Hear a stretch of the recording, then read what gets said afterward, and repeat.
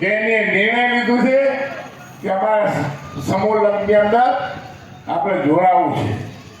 સમૂહ લગ્ન માત્ર લગ્ન નથી.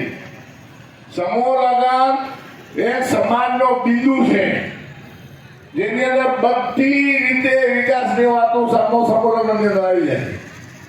આજે હિસાબ કરો કે 27 છે તો રાજેશ 52 થાય ડબલ, તો બધી સમાજે આ 52 લગ્નમાં જવું પડે. ટાઈમ જાય, પેટ્રોલ જાય, હાથગેણા જાય, તો લગભગ ઓખામંડળની દરેક સમાજને 10,000 રૂપિયા ખીચામાં નીકળી જાય.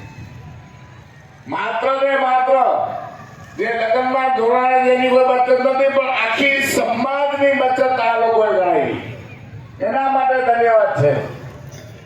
તો આજના સમયની અંદર જે રીતે આપણા દ્વારકાની અંદર વિકાસ થઈ ગયો છે, દિવાળીથી કરી અને અત્યાર સુધી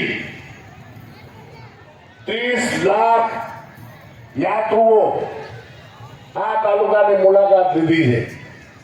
30 લાખ એના 1,000 રૂપિયા ખર્ચે ને તો 300 કરોડ રૂપિયા આ તાલુકામાં આવ્યા. હવે જ્યારે આવો મોકો આપણાને નરેન્દ્રભાઈ આપ્યો છે, ત્યારે આપણે બધા સમાજના યુવાનો, દરેક સમાજના યુવાનો નક્કી કરી લેવું છે કે આ વિકાસના ફળ અમારે કેમ ખાવા.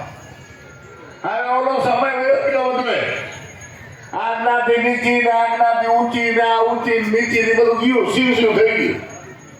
હવે 21મી સદી છે. કોઈ પણ એમ સમજવું નથી કે મારી